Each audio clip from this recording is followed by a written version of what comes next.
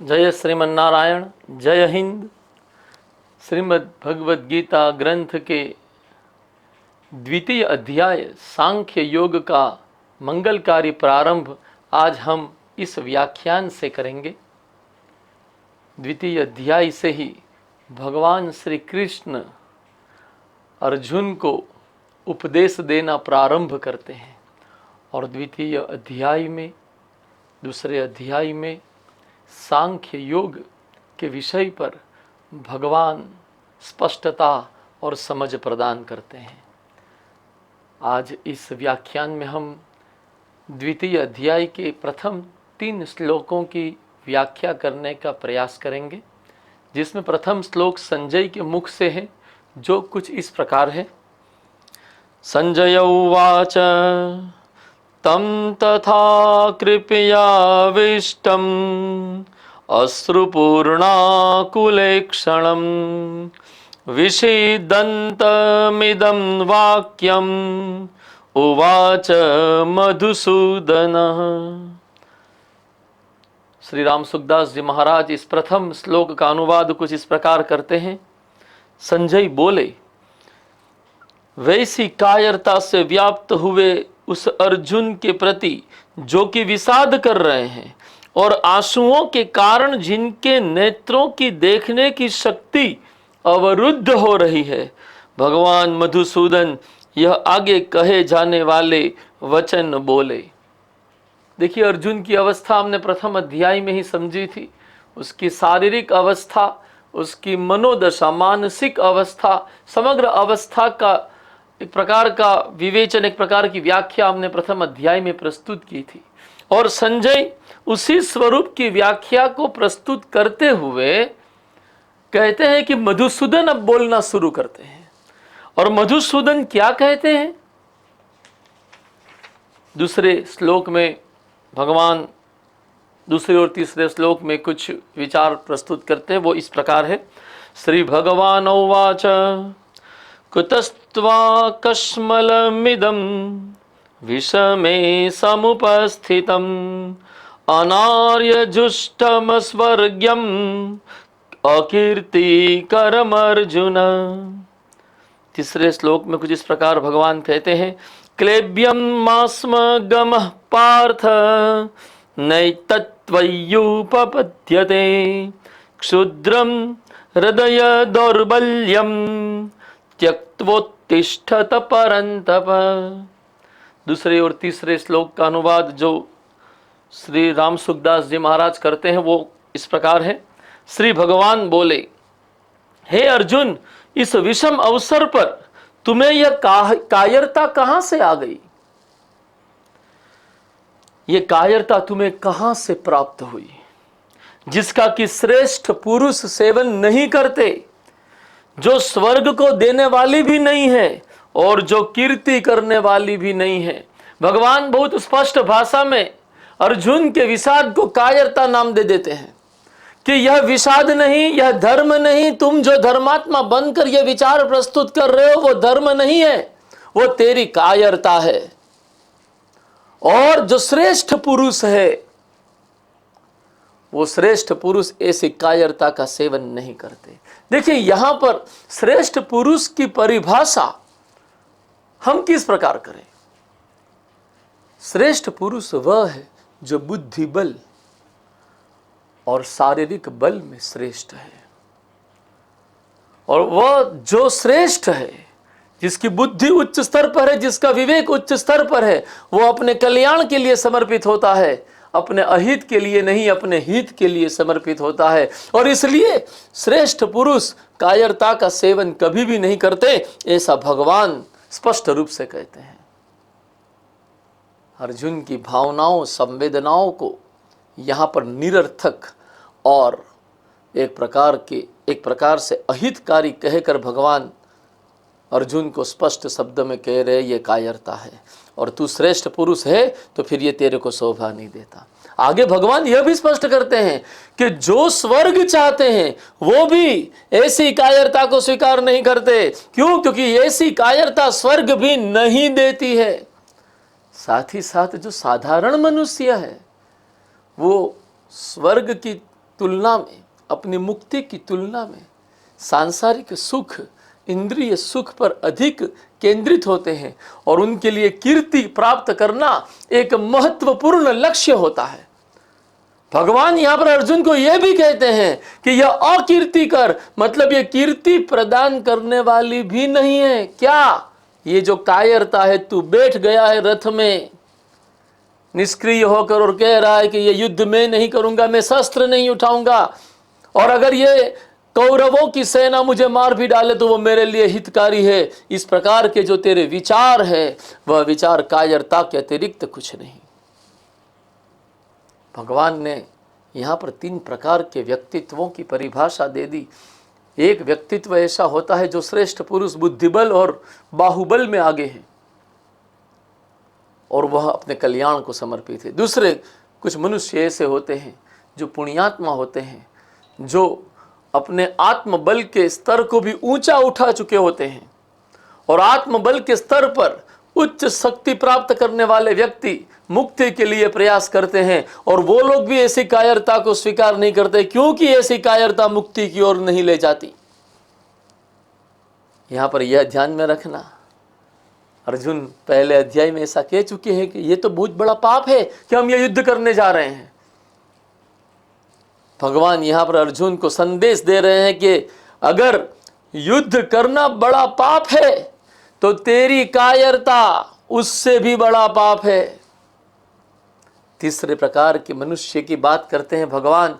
जब भगवान अकीर्तिकर शब्द का उपयोग करते हैं, भगवान कहते हैं कि साधारण मनुष्य धन लाभ, कीर्ति लाभ, इंद्रिय सुख की प्राप्ति के लिए प्रयास करते हैं और ऐसे लोग भी इस कायरता को स्वीकार नहीं करते हैं क्योंकि इस कायरता से कीर्ति की प्राप्ति नहीं होती।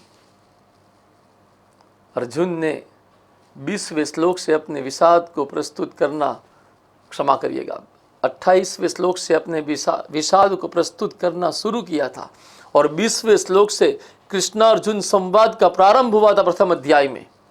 प्रथम अध्याय के 20वें श्लोक से लेकर 47वें श्लोक तक अर्जुन ने जो कुछ भी कहा भगवान ने सिरे से नकार दिया। सिरे से नकार दिया जब बोल दिया भगवान ने कि ये तेरी कायरता है। यहां पर एक निष्कर्ष हम यह भी निकालें कि भगवान युद्ध करने की स्थिति को, भगवान युद्ध करने की स्थिति को शौर्य बतला रहे हैं और युद्ध न करने की स्थिति को कायरता बतला रहे हैं। यहां पर प्रश्न खड़ा हो जाता है हिंसा और अहिंसा का भी, कि क्या भगवान कृष्ण हिंसा के समर्थक है और अर्जुन अहिंसा का प्रतिनिधि है? इस प्रश्न का उत्तर सीधे सरल रूप में यह दिया जा सकता है, अर्जुन अहिंसा का नहीं कायरता का प्रतिनिधि बनकर बैठा है। जहां तक प्रश्न प्रथम अध्याय की परिस्थिति का है, साथ में मोहनदास करमचंद गांधी जी जो हमारे राष्ट्रपिता है, उनके विचार को भी यहां प्रस्तुत करना चाहूंगा।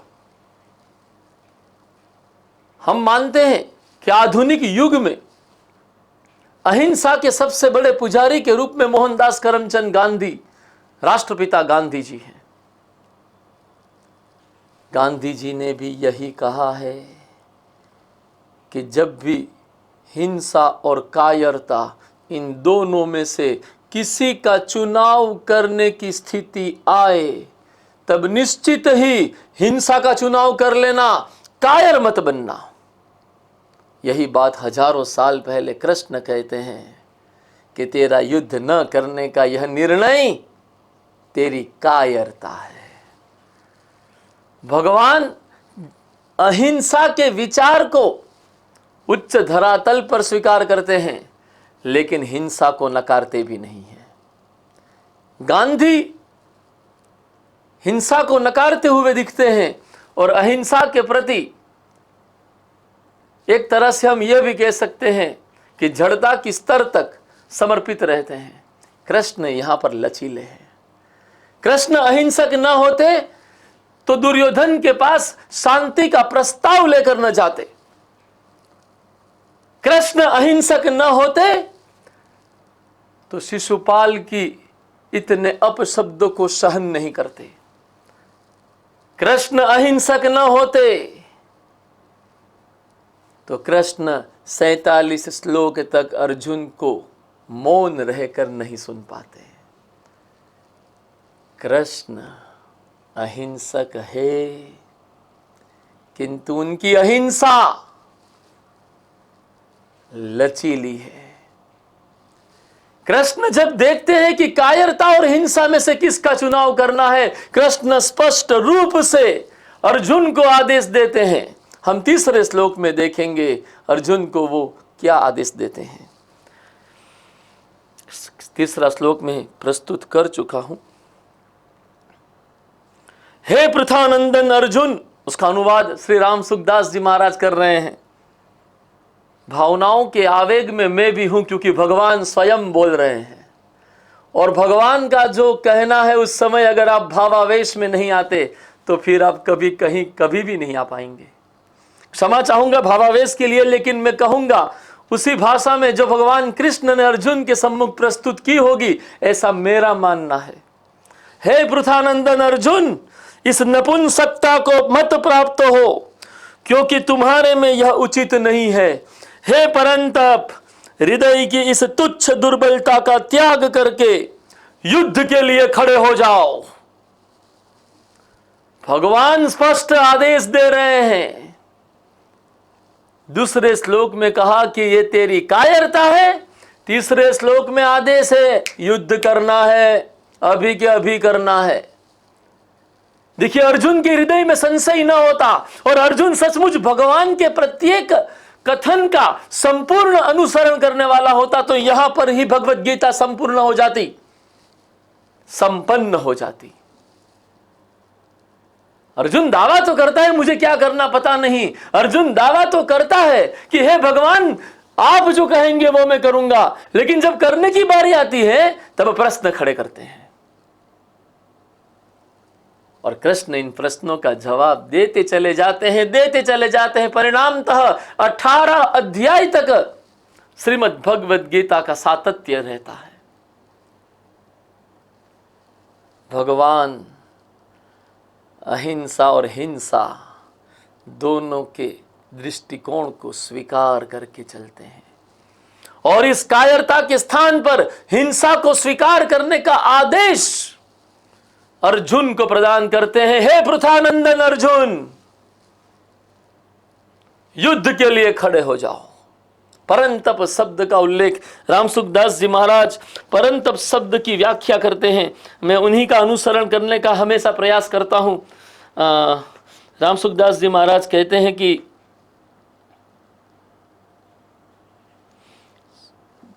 परंतप शब्द का अर्थ है जो शत्रुओं को तपाने वाला है, जो शत्रुओं को भगाने वाला है, वह परंतप है। हमें प्रश्न यह भी खड़ा होता है कि क्या अर्जुन कायर थे? अर्जुन डरपोक है इसलिए कायर बन गए?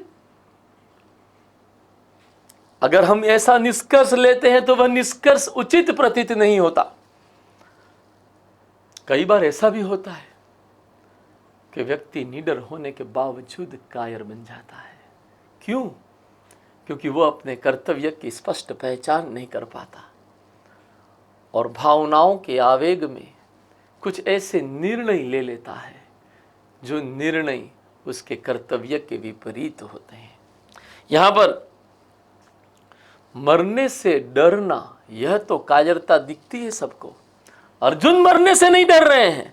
अगर अर्जुन मरने से डरते तो 46वें श्लोक में ये नहीं कहते कि यदि कौरव मुझे मार डालते हैं तो ये मेरे लिए परम हितकारी होगा। अर्जुन मारने से डर रहे हैं। देखिए, यह एक अलग नजरिया है, यह एक अलग दृष्टिकोण है कि कायर को हम वही मानते हैं कि जो डरा हुआ है, जो मरने से डरता है, मार खाने से डरता है, वह कायर है। अर्जुन न मरने से डरते हैं न मार खाने से डरते हैं, फिर भी अर्जुन कायर है क्योंकि उनका कर्तव्य है कि वह शत्रुओं का, दुष्टों का विनाश करे। और दुष्टों का विनाश करने के प्रति उनकी भावनाएं इस प्रकार विद्रोह कर रही है कि जिन दुष्टों का विनाश करना है उनमें से कुछ सज्जन भी है और वो मेरे स्वजन भी है, अतः मैं मारने से डर रहा हूं, अतः मैं मारना नहीं चाहता। कई बार होता है ऐसा कि डरने वाले नहीं, निडर लोग भी कायरता का शिकार हो जाते हैं। अर्जुन इसी तरह के कायरों के प्रतिनिधि के रूप में श्रीमद् भगवद गीता ग्रंथ में हमारे सामने आते हैं। भगवान का आदेश प्रथानंदन अर्जुन को बहुत स्पष्ट रूप से प्राप्त हो चुका है कि युद्ध के लिए उत्तिष्ठ, युद्ध के लिए खड़े हो जाओ। युद्ध भी एक बात समझनी होगी, युद्ध भी अनिष्टकारी ही है, लेकिन युद्ध न करना अधिक अनिष्टकारी था। अतएव भगवान आदेश देते हैं युद्ध के लिए खड़े हो जाओ। आज हमारे कई युवा बच्चे ऐसे हैं जो अपने सपनों, अपने महत्वाकांक्षाओं के लिए संघर्ष करना नहीं चाहते। एक कंफर्टेबल जोन हम लोगों ने बना लिया है, एक सुविधा का ऐसा आवरण हमने खड़ा कर लिया है जिसके बाहर निकलकर हम संघर्ष करना नहीं चाहते, हम कठोर तपस्या करना नहीं चाहते। हमारे माता पिता ने जो अर्जित किया है उस अर्जित की गई संपत्ति के माध्यम से हम एक शॉर्टकट अपनाकर अपने जीवन को इंद्रिय सुख और सुविधाओं से संपन्न बनाकर व्यतीत कर देना चाहते हैं। कुछ ऐसे युवा बच्चों को श्रीमद् भगवद गीता यह आदेश देती है कि तुम्हारे कर्तव्य की पहचान करो। यदि तुम्हारे माता पिता ने कोई संपत्ति अर्जित की है तो इस संपत्ति को द्विगुणित करना, मल्टीप्लाई करना तुम्हारा कर्तव्य है। नीति, धर्म और न्याय के मार्ग पर चलकर कठोर परिश्रम के माध्यम से तुम इस संपत्ति को द्विगुणित करो, इस प्रतिष्ठा को द्विगुणित करो, अपने वंश, अपने परिवार का नाम रोशन करो और राष्ट्र के हित में अपना योगदान प्रदान करो। उत्तिष्ठ शब्द हम सभी के लिए आज के संदर्भ में राष्ट्र के लिए, परिवार के लिए, स्वयं के लिए नीति, धर्म और न्याय के मार्ग पर चलकर कर्तव्य पालन का आदेश है। और इस आदेश के पालन पर स्वयं को समर्पित रखना, यही कृष्ण की भक्ति है। दूसरे अध्याय के इस प्रथम व्याख्यान को यहां पर संपन्न करना चाहता हूं। भगवान के मुख से ये जो 2 श्लोक कहे गए हैं, जो शब्द उनके मुख से निकले गए हैं, उनकी बहुत ही सीमित और एक प्रकार से कहे हम संकीर्ण व्याख्या करने की कोशिश मैंने की है। ये बहुत व्यापक अर्थ रखते हैं और उस व्यापक अर्थ को भी मैं संपूर्ण रूप से नहीं समझ पाता हूँ। वो मेरी असमर्थता है। उनकी कृपा से जितना मैं समझ पा रहा हूँ उतना आपके सम्मुख प्रस्तुत कर रहा हूँ। फिर भी इस प्रक्रिया में भगवान के विरुद्ध या श्रीमद् भगवद गीता जी के विरुद्ध मेरे मुख से कुछ निकल गया हो, मेरे कोई अनुचित विचार हो, मुझे क्षमा करें। धन्यवाद। जय श्रीमन्नारायण। जय हिंद।